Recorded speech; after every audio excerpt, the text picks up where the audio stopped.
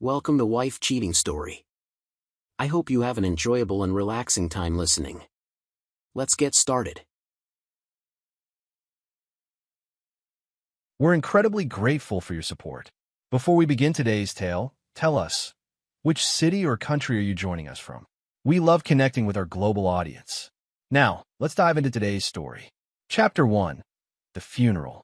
Reed Montgomery stood alone at the edge of the small grave, raindrops mixing with his tears as the tiny white casket was lowered into the ground. 5-year-old Lily, sweet and innocent, was gone forever. Pneumonia had claimed her after a week-long battle that Reed had fought alongside her, sleeping in hospital chairs, begging doctors, and praying to gods he'd never believed in. But Lily's mother, his wife of 3 years, Allison, was nowhere to be seen. The cemetery workers glanced at him with awkward pity. They were used to groups of mourners, not solitary men burying children. Reed's hand tightened around his phone, which had buzzed with a new Instagram notification minutes before the service. Allison, radiant in a red bikini on a Hawaiian beach, cocktail in hand, leaning against Trent Patterson, her business associate, who had apparently become much more. Impossible to get a flight back.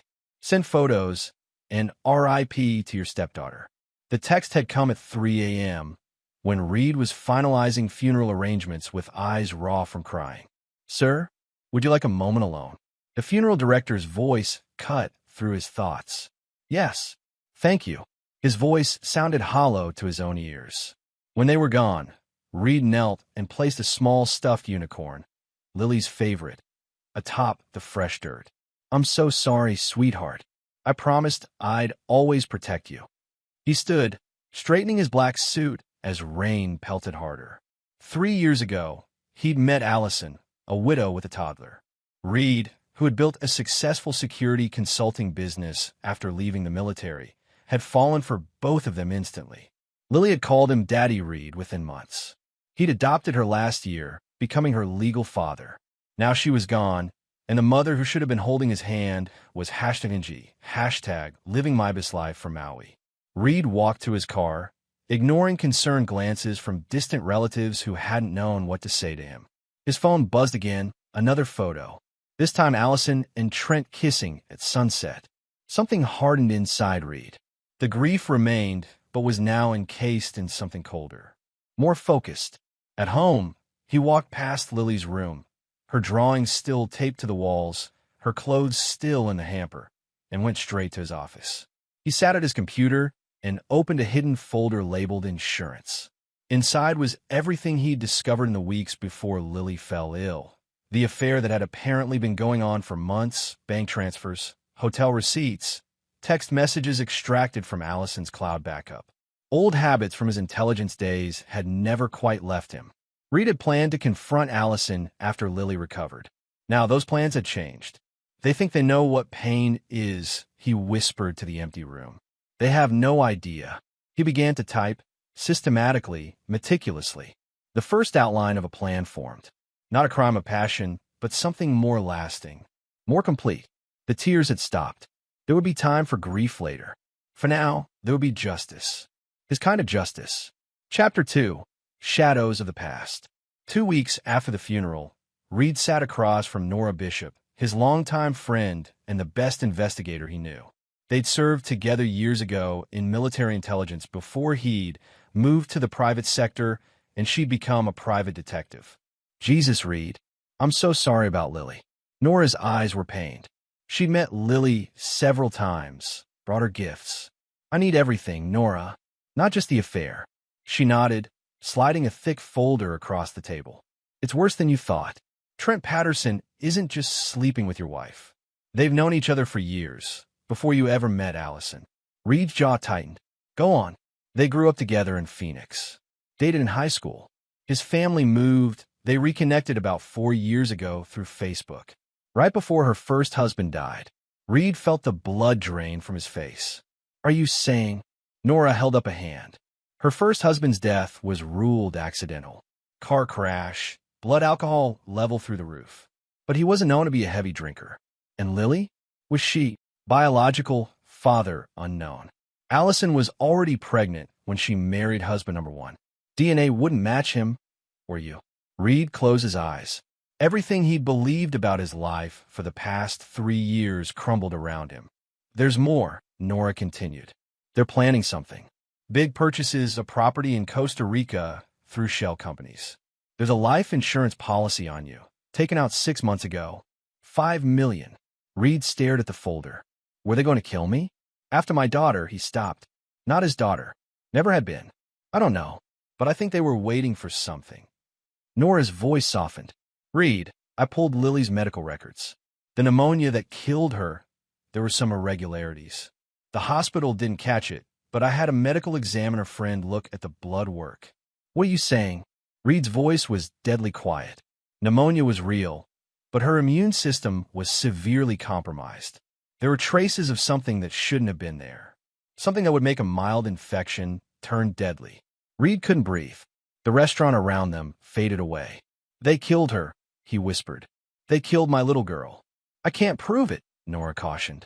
But the timeline fits. Allison started giving Lily immune-boosting supplements about a month ago, according to the nanny. Then conveniently planned this Hawaii trip right when Lily started showing symptoms. Reed's grief transformed into something darker, harder. They won't get away with this. Reed, be careful. Going to the police with circumstantial. No police, Reed said flatly. No courts. No system that might let them walk. Nora studied his face. What are you planning? Justice, Reed said simply. He'd seen too much in his military days to believe in the system. Sometimes, justice had to be delivered personally. They're coming back next week, Nora said. What are you going to do? Reed thought of Lily's empty room. Her unicorn collection. The way she called him Daddy Reed, even after the adoption. How she'd never wake up again. I'm going to welcome my wife home, he said calmly. And then I'm going to destroy them both. Not quickly. Piece by piece. Everything they value. Everything they are. Nora looked concerned. Reed, don't worry. I'm not going to do anything stupid. His eyes met hers. It's going to be very, very smart. Chapter 3. Homecoming. The house was immaculate when Allison returned. Fresh flowers in every room, her favorite wine chilling, and Reed in a crisp button-down greeting her at the door. Oh my God, babe, I'm so sorry. Allison's performance was flawless. Teary eyes, trembling lip, the designer black dress she'd clearly purchased for the occasion. I tried everything to get back for the funeral. Reed embraced her, fighting revulsion. I know you did, honey. Over her shoulder, he saw Trent Patterson hovering awkwardly by the car. Tall, tan, expensively dressed. The human equivalent of a luxury watch advertisement. Trent drove me from the airport, Allison explained, wiping theatrical tears. He's been so supportive through all this. Reed smiled. The least I can do is invite him in for a drink. Surprise flickered across Allison's face. This wasn't the confrontation she'd expected. In the living room, Reed played the grieving but dignified husband perfectly. He served drinks, accepted Trent's practiced condolences, and nodded at all the right moments of Allison's fabricated story about desperate attempts to find flights back from Hawaii. It's been devastating, Reed said softly, looking appropriately destroyed. The house feels so empty without her. You two need time, Trent suggested smoothly. I should go. Actually, Reed said, I wanted to thank you for taking care of Allison. It means a lot knowing she wasn't alone through this. The look that passed between Allison and Trent was worth everything. Confusion mixed with the first hint of unease. Listen, Reed continued, I know this is unorthodox, but I could use the company. Would you stay for dinner? Both of you? I can't bear another meal alone in this house. More confused glances. This wasn't how confronting an affair was supposed to go. Of course, Allison said cautiously. During dinner, Reed was the perfect host, attentive, seemingly oblivious. He shared fond memories of Lily, watched Allison struggle to match his stories with appropriate emotions, and observed Trent's increasing discomfort. A toast, Reed said finally, raising his glass. To new beginnings. They clinked glasses nervously. After Trent left and Allison had gone upstairs, Reed made a call.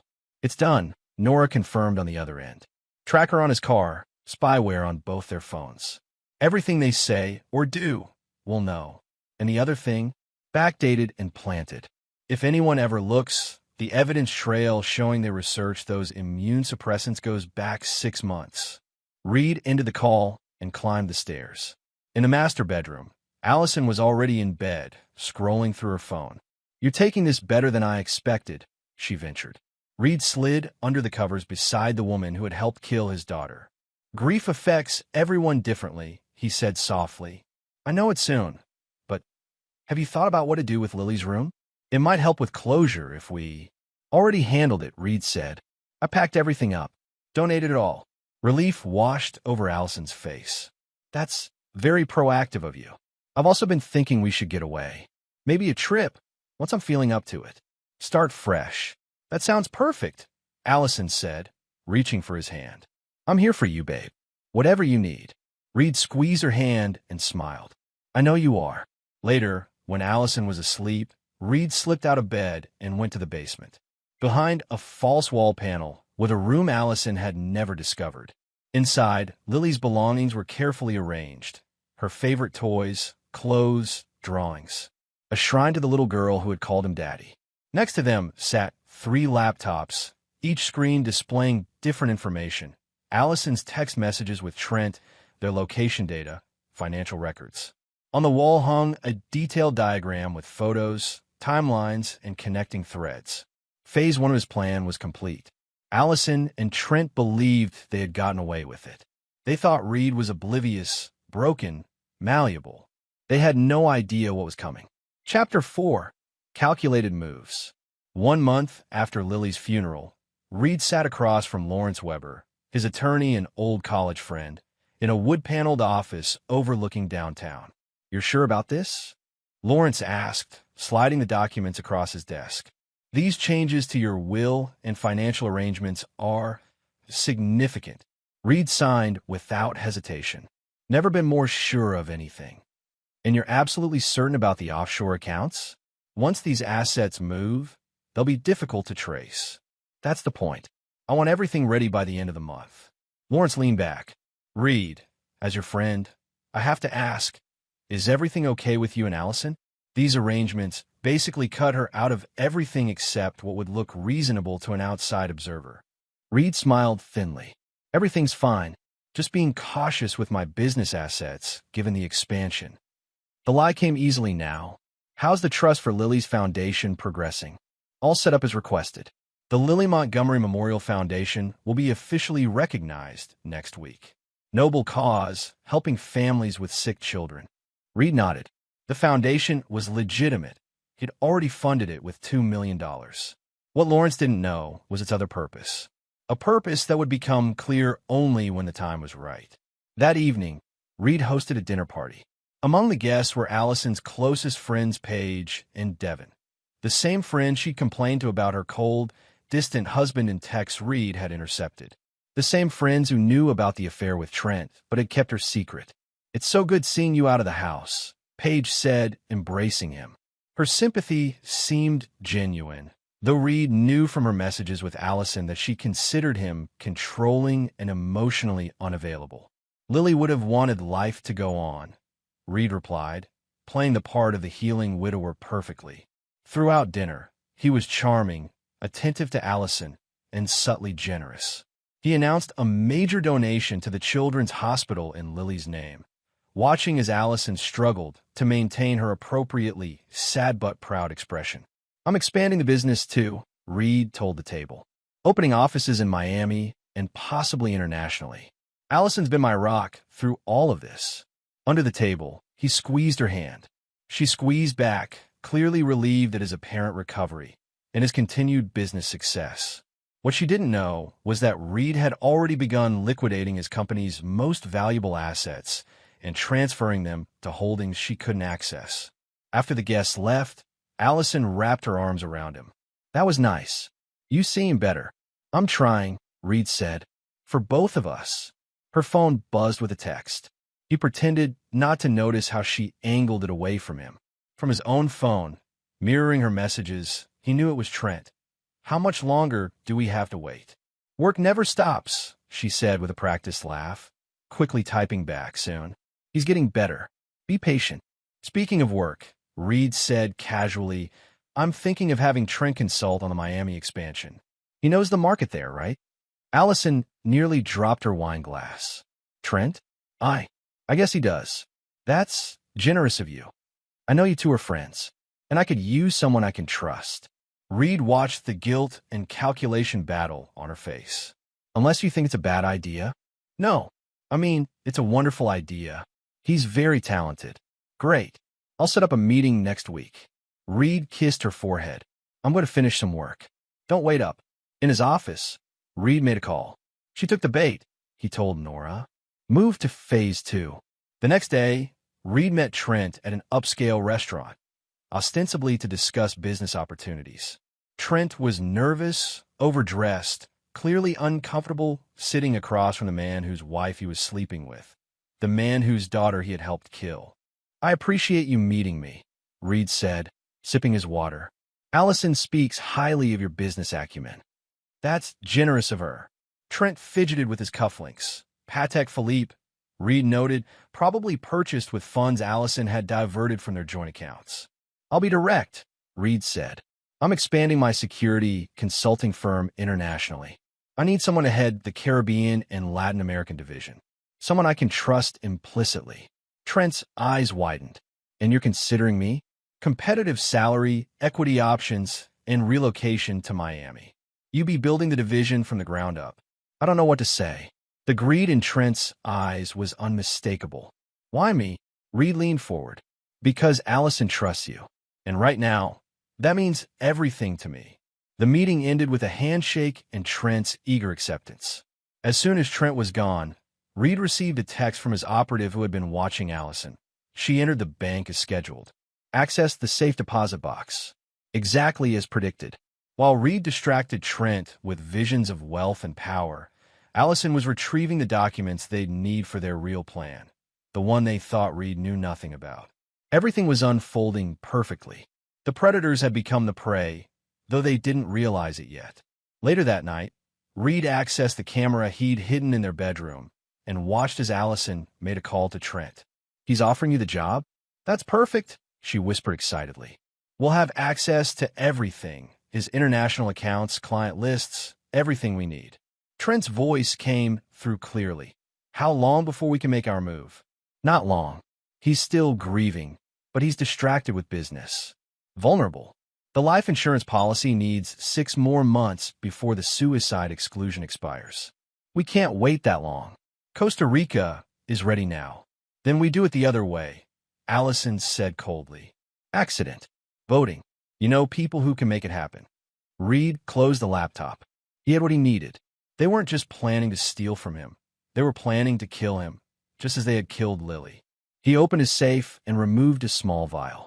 The same substance that had compromised Lily's immune system, obtained through Nora's connections. Poetic justice was coming. But first, he needed to finish laying the groundwork for their complete destruction. Chapter 5. Webs of Deceit. By the 3rd month after Lily's death, Reed had become expert at leading a double life. On the surface, he was the recovering widower and devoted husband, slowly returning to normal life. Behind the scenes, he was meticulously executing his revenge plan. The offshore transfers are complete, Lawrence confirmed during their secure call. 80% of your liquid assets are now in untraceable accounts. To anyone looking, your company still appears fully operational and profitable. And the documentation for the Costa Rica property, falsified as requested. If someone goes looking, they'll find evidence that Trent and Allison purchased it 6 months ago through shell companies. The money trail leads back to your company accounts they accessed. Perfect. The evidence was elaborate, seemingly careless digital footprints showing Allison and Trent had been embezzling from Reed's company for over a year. Bank records, falsified emails, offshore accounts in their names filled with Reed's supposedly stolen money. All backdated, all utterly convincing. That night, Reed took Allison to dinner at Vertigo, the exclusive rooftop restaurant where he had proposed to her 4 years earlier. She was radiant in a black dress, playing the role of loving wife flawlessly. What's the occasion? She asked as champagne was poured. I've been thinking about Lily, Reed said softly. Allison's face shifted to practice sympathy. About what she would want for us. Oh, honey, she wants us to be happy. To move forward. Reed reached across the table for her hand. I'm taking 2 weeks off. I want us to go to the lake house. Just us. To reconnect. Allison couldn't hide her momentary panic. The lake house was isolated, 3 hours from the city. No witnesses, poor cell service. That sounds wonderful, she managed. But your work can wait. Trent's handling the Miami preparations. Reed watched her calculate. 2 weeks alone with him would delay their plans, but refusing would raise suspicions. When do we leave? Tomorrow. Reed smiled. I've already packed your things. Later that night, he watched through hidden cameras as she called Trent in a panic. The lake house? For 2 weeks? I can't do that. It's perfect, Trent responded. Isolated. No witnesses.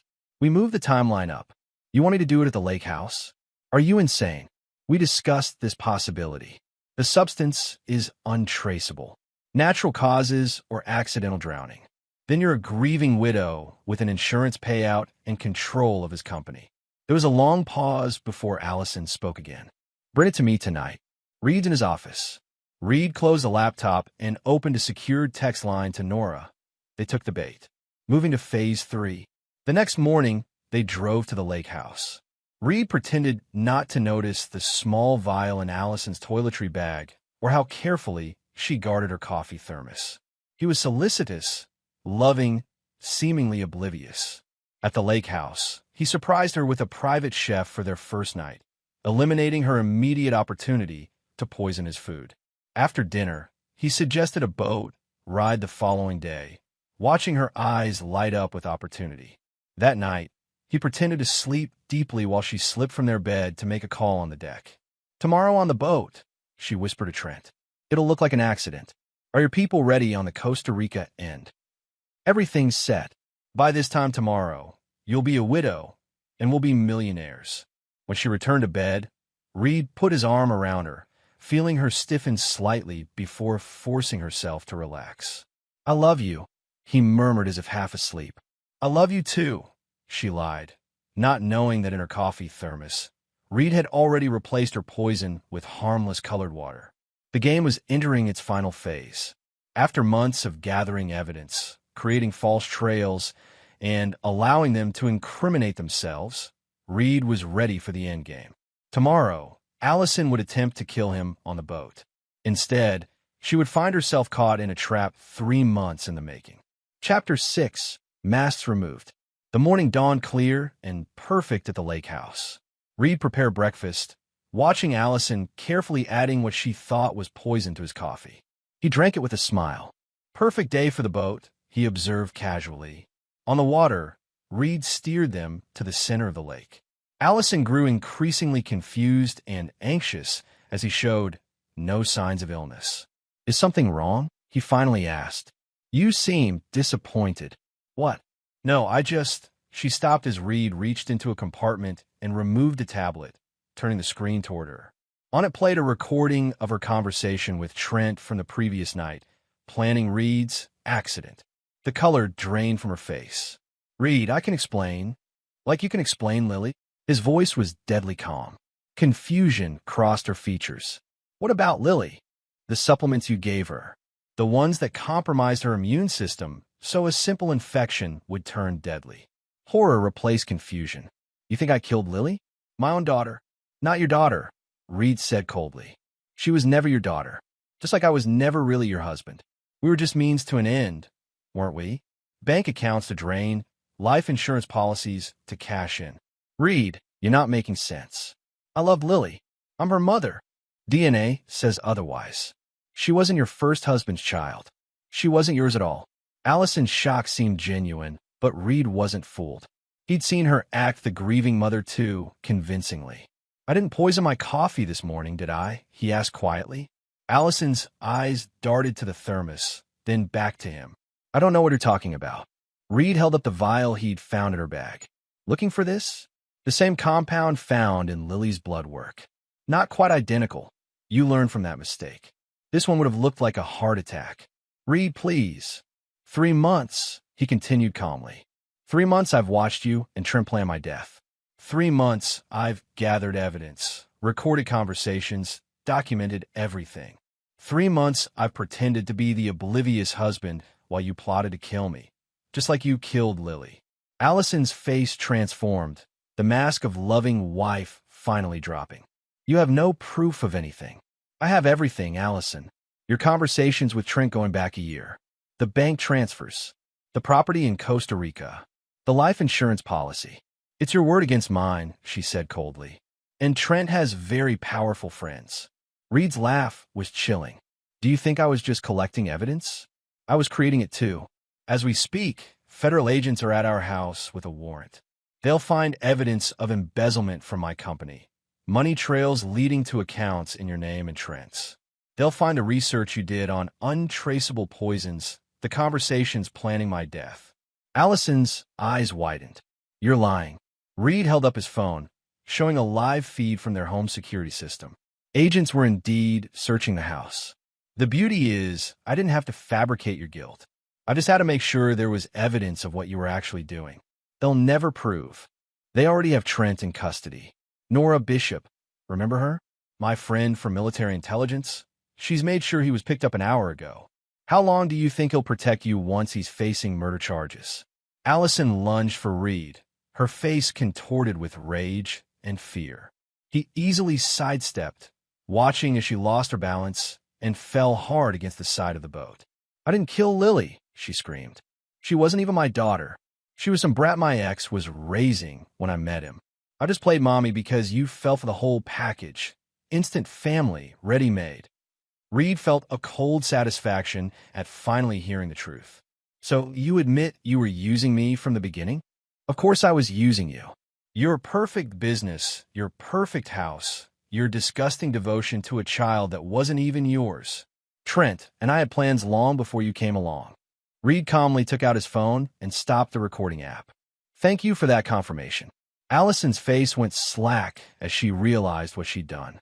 The federal agents are real, Reed said quietly. The evidence against you and Trent is real. But there's something I didn't mention. He reached into his jacket and removed an envelope, handing it to her. Open it. With trembling hands, Allison opened the envelope and removed documents. Medical reports, toxicology results, DNA tests.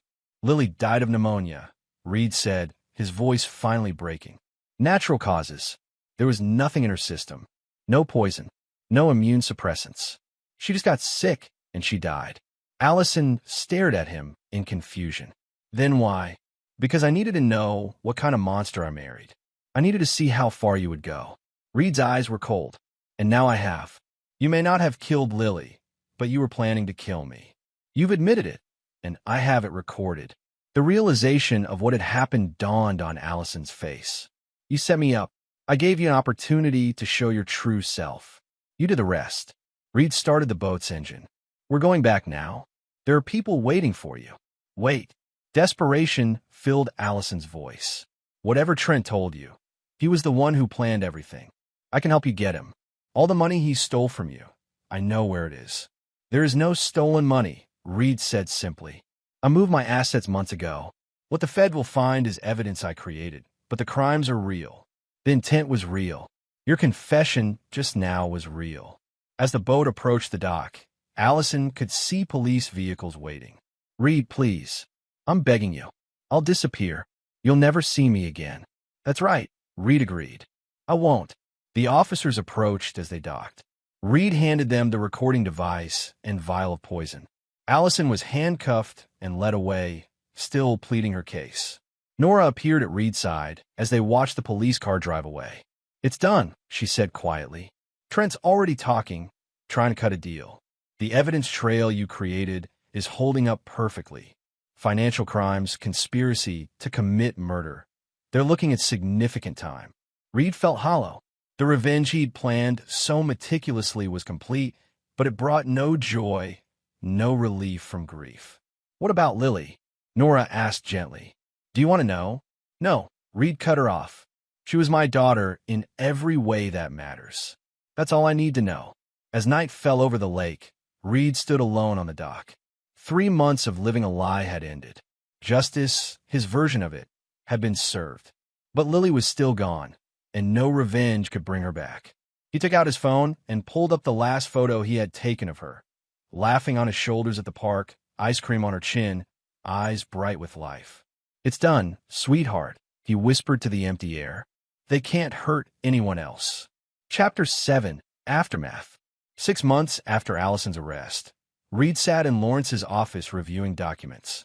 Both Allison and Trent remained in custody awaiting trial, denied bail due to flight risk, specifically their connections to Costa Rica. "The plea deal offers are on the table," Lawrence explained. "The prosecutor is offering Allison 15 years if she testifies against Trent. He's been offered 20 with the possibility of parole." "They deserve worse," Reed said flatly. "For conspiracy and attempted murder, these are substantial sentences." Lawrence hesitated. "There is another development. Allison is claiming she has information about Lily's biological parents." Reed's jaw tightened. "Irrelevant. She wants to trade this information for a better deal. Lily was my daughter. DNA doesn't change that." Lawrence nodded sympathetically. "There's also the matter of your company. With the evidence of their conspiracy made public, clients are returning. The firm is largely recovered." Reed had spent the past months rebuilding what he'd intentionally dismantled. The security consulting business was once again profitable, though he no longer found satisfaction in it. "I'm selling," Reed announced. "Already have a buyer lined up." Lawrence looked surprised. "Are you sure? After all you've done to protect it?" "The company was just a tool, a means to an end." Reed stood and walked to the window. "I've established the Lily Montgomery Foundation with the proceeds. It will provide support for adoptive parents and children." "And what will you do?" Reed had been asking himself the same question. The single-minded focus on revenge that had sustained him was gone, leaving an emptiness he didn't know how to fill. That evening, Reed visited Lily's grave for the first time since the funeral. He'd avoided it, channeling his grief into vengeance instead. Now, with revenge accomplished, the grief remained. He placed fresh flowers beside the small headstone. "I miss you every day," he whispered. A woman's voice came from behind him.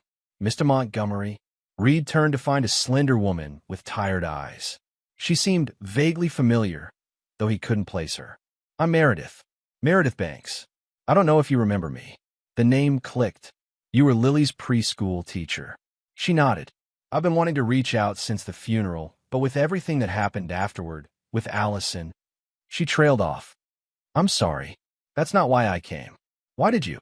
"I volunteer with a group that works with foster children."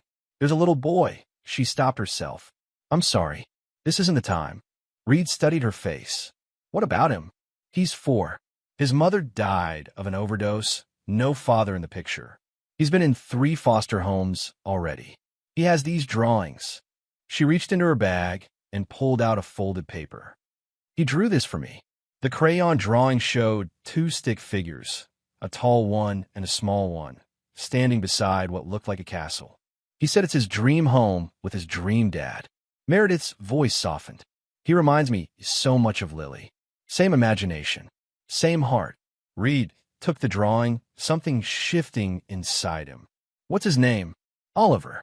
Everyone calls him Ollie." 2 weeks later, Reed sat in a small room at the Family Services Center, watching as a small boy with serious eyes and unruly brown hair entered cautiously. "Ollie, this is Mr. Montgomery," the social worker said gently. "He's the one who wanted to meet you." The boy approached carefully, studying Reed with an intensity beyond his years. "Are you going to be my new foster dad?" "I'd like to get to know you first," Reed said honestly. "See if we get along." Ollie considered this. "Do you like dinosaurs?" "Who doesn't? My last foster dad didn't."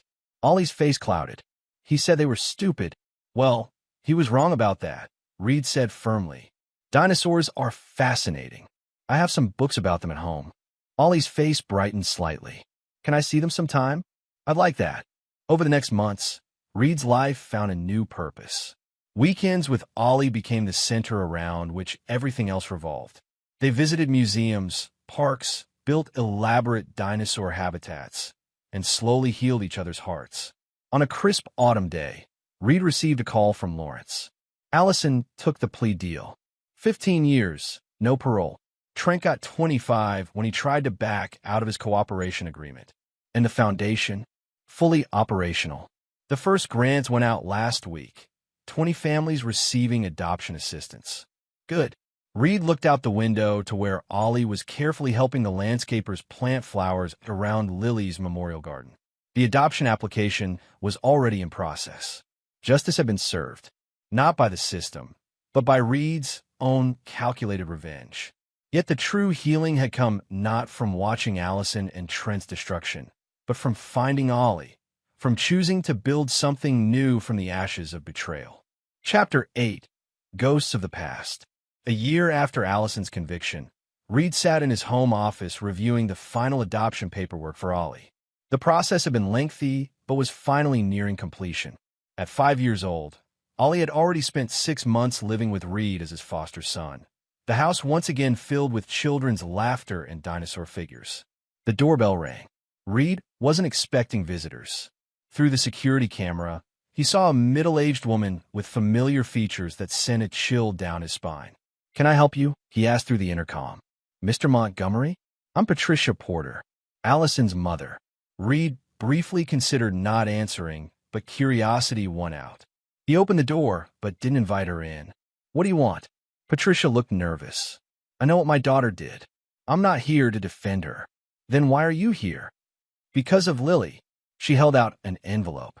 "Allison told me things about Lily not being her biological child, about you not knowing the truth." Reed's jaw tightened. "Lily was my daughter." "Yes, she was," Patricia agreed softly. "But don't you want to know where she came from? Who her birth parents were?" "No." The answer came automatically. Patricia nodded sadly. "I understand, but if you change your mind." She placed the envelope on the porch step. "This has everything Allison knew about Lily's origins. Medical history, too. Things that might be important someday."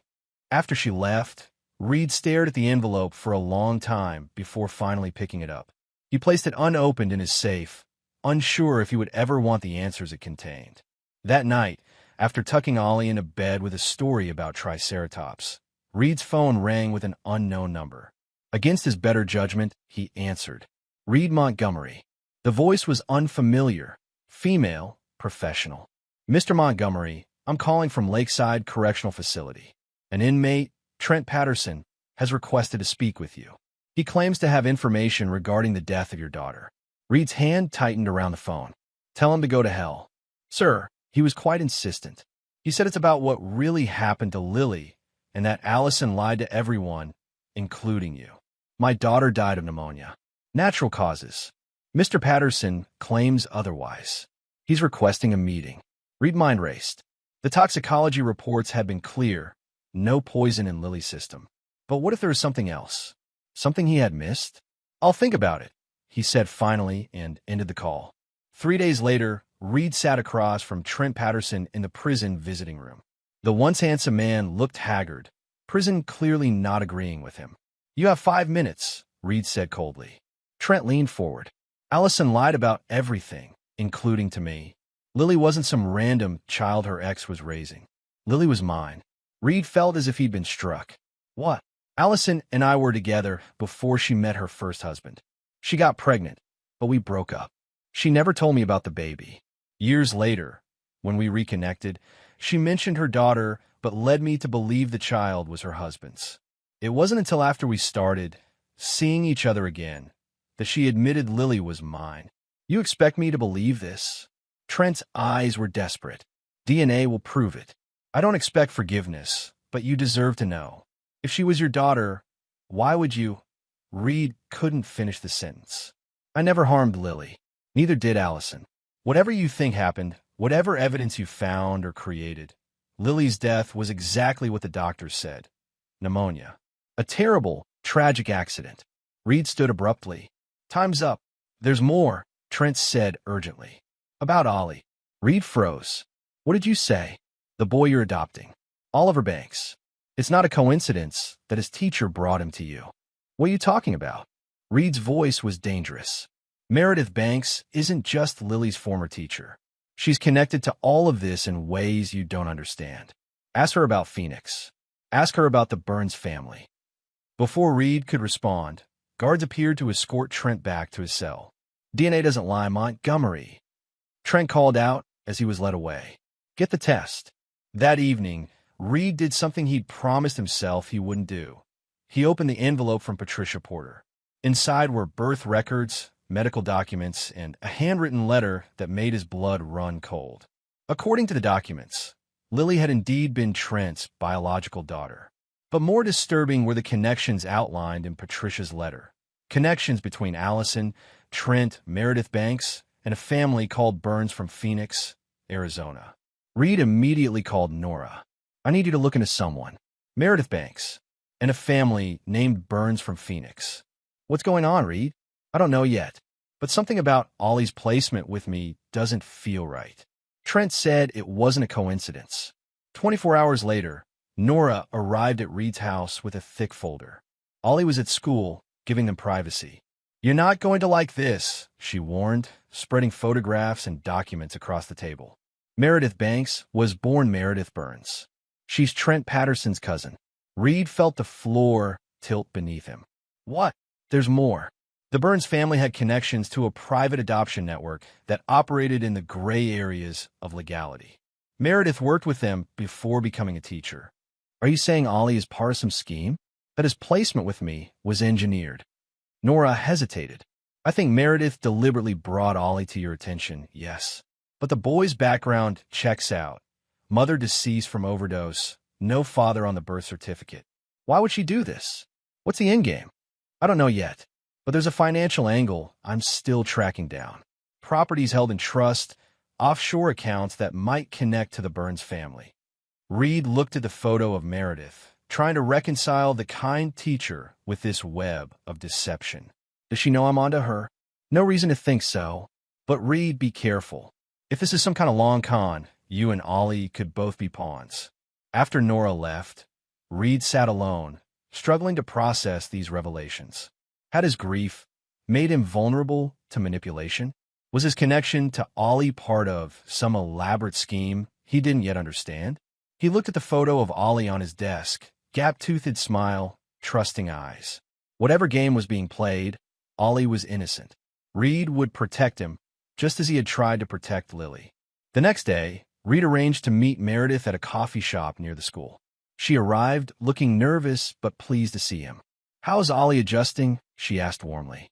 Very well, Reed replied, studying her face for signs of deception. He talks about you often. Says you were his first real friend. Meredith smiled. He's a special boy. He is. Reed paused. I've been curious about something. How did you come to be his teacher? Before the foster system, I mean. A flicker of tension crossed her features. Just chance, really. His mother enrolled him in the preschool program where I taught. His mother who died of an overdose. Yes, very sad situation. And you're originally from Phoenix, correct? The Burns family. The color drained from Meredith's face. How did you? I know about your connection to Trent Patterson. I know Lily was his biological daughter. What I don't know is what game you're playing with Ollie and me.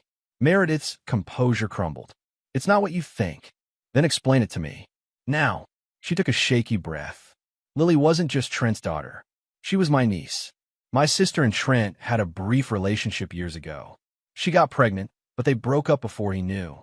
My sister couldn't keep the baby. She was young, struggling with addiction. She gave Lily up for adoption, and Allison worked with my family's adoption network. She was supposed to place Lily with a properly vetted family. Instead, she kept her, using the child to attract a husband. Meredith's eyes filled with tears. When I recognized Lily in my class, I couldn't believe it. I started keeping tabs on her or on you. You were a good father to her. And Ollie? Is he related to you too? Another pawn in whatever game your family plays. No, Ollie's background is exactly as I told you. His mother really did die of an overdose. But she hesitated. But what? He needed a father. You needed a son. After what happened with Lily, after seeing how you loved her without any biological connection, I thought it might heal both of you. Reed studied her, uncertain whether to believe this version of events. And the Burns family adoption network? The offshore accounts. Surprise flickered across her face. How much do you know? Enough to destroy whatever is left of your family if you're lying to me. Meredith seemed to make a decision. The network wasn't just about adoptions. It was about money. Rich families paying to skip the system, birth mothers getting more than the legal amounts. My family profited for years. Was Ollie part of that? No. He came through the official foster system. I swear it. Reed wasn't sure he believed her. I want DNA tests. For Lily and for Ollie. I want to know exactly who they are and how they're connected to all of this. Meredith nodded slowly. I'll cooperate however you need me to. As Reed left the coffee shop, he felt the ground shifting beneath his feet once again. The revenge he had meticulously crafted against Allison and Trent now seemed like just one layer of a much more complex deception. But one thing remained clear. He would protect Ollie, no matter what forces were at play. Chapter 9. Ashes to Ashes. 3 weeks after his confrontation with Meredith, Reed sat in Lawrence's office reviewing the results of multiple DNA tests and the findings of Nora's exhaustive investigation. It's all confirmed, Lawrence said, tapping the papers. Lily was indeed Trent's biological daughter with Meredith's sister, Kelly Burns. The adoption was arranged illegally through the Burns family network, with Allison as the facilitator. And Ollie, no relation to any of them. His background is genuine, mother deceased from overdose, father unknown. His placement with you was manipulated by Meredith, but his need for a home was real. Reed absorbed this information, feeling both relief and renewed anger. And the Burns family operations? Nora picked up this thread. Extensive. They've been operating in multiple states for over 15 years, arranging private adoptions for significant fees. Offshore accounts, property holdings, shell companies, the works. Criminal charges? Already in process, Lawrence confirmed. The FBI has been building a case for years. Your situation broke it open.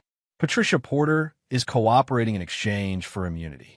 Reed looked out the window at the autumn leaves falling. And what does this mean for Ollie's adoption? It can proceed. He has no connection to the criminal aspects of the case. The court is satisfied that your home is the best placement for him.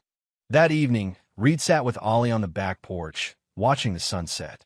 The boy was carefully coloring a dinosaur picture, his tongue poking out in concentration. Ollie, do you remember your mom? Your birth mom? Ollie looked up, considering. A little. She smelled like flowers sometimes. But she was sad a lot. Do you ever wonder about your dad? Your birth father? Ollie shrugged. Sometimes. But Miss Meredith said sometimes families are made, not born. He looked at Reed seriously. Are you still going to be my dad? Reed pulled him close. Yes. Nothing will change that, even though I'm not really yours. Like Lily wasn't really yours. The question caught Reed off guard. Who told you that about Lily? I heard you talking to Miss Nora. About tests and real parents. Reed took a deep breath. Family is complicated, Ollie. But love isn't. Lily was my daughter because I loved her, and she loved me. That's what makes a family real. Ollie seemed to accept this, returning to his coloring with the matter settled in his mind. Later that night, Reed made a decision. He gathered all the files, all the evidence, all the DNA tests, and placed them in a metal container in the backyard. One by one, he fed the papers into the flames, watching the past turn to ash. When only one document remained, Lily's original birth certificate showing her true parentage, Reed hesitated. This was the truth, the reality of who his daughter had been. After a long moment, he placed it in a sealed envelope and locked it in his safe. Someday, Ollie might want to know the full story.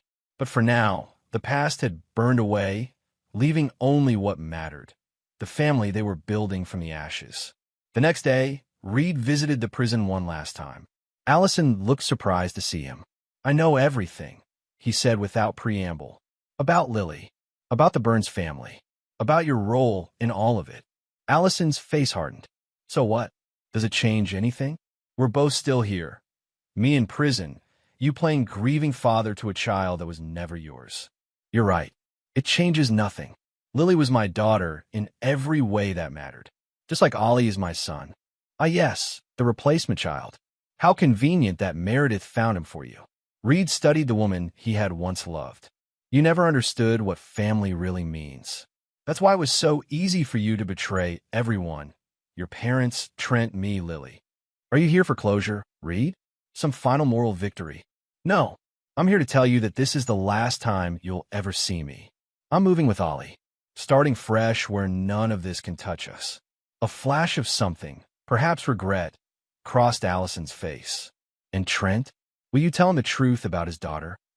He already knows, but it changes nothing for him either. As Reed turned to leave, Allison called after him. You know what the irony is? In the end, you became exactly like me, manipulating evidence, creating false trails, destroying lives for your own satisfaction. How does it feel to look in the mirror and see me looking back? Reed paused at the door. The difference is, I did it for justice. You did it for greed. Keep telling yourself that. Allison laughed bitterly. But we both know the truth. You enjoyed watching us fall. You wanted revenge more than you wanted justice. Reed didn't respond. There was nothing left to say. 3 months later, Reed and Ollie stood on the deck of their new home overlooking the Pacific Ocean. The adoption was finalized. The house was filled with dinosaur models and children's books, and the Lily Montgomery Foundation was flourishing under Nora's guidance. Do you think Lily would have liked it here?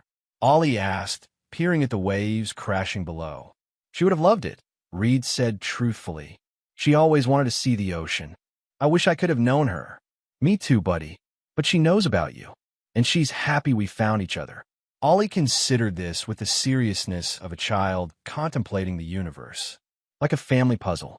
The pieces find each other, even when some are missing. Reed smiled at the unexpected wisdom. Exactly like that. As the sun set over the water, Reed reflected on the long, twisted path that had led him here. The betrayal, the grief, the revenge, the revelations, all of it had forged a new beginning from the ashes of the past. Allison had been right about one thing. The line between justice and revenge had blurred. But where she saw similarity, Reed recognized the crucial difference.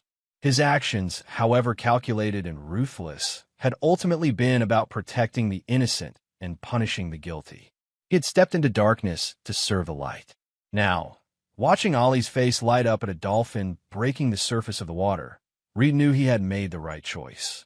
The cycle of deception and revenge had ended. In its place was something authentic and healing, a second chance at being a father, at creating a family built on truth rather than lies. From the ashes of betrayal, something new and genuine had emerged. And that, Reed decided, was the truest revenge of all. And there you have it. Another story comes to an end. What did you think? I'd love to hear your thoughts in the comments below. If you enjoy this story, consider joining our community by subscribing. It means the world to us. For more stories like this one, check out the recommended videos on screen. And I'll see you there.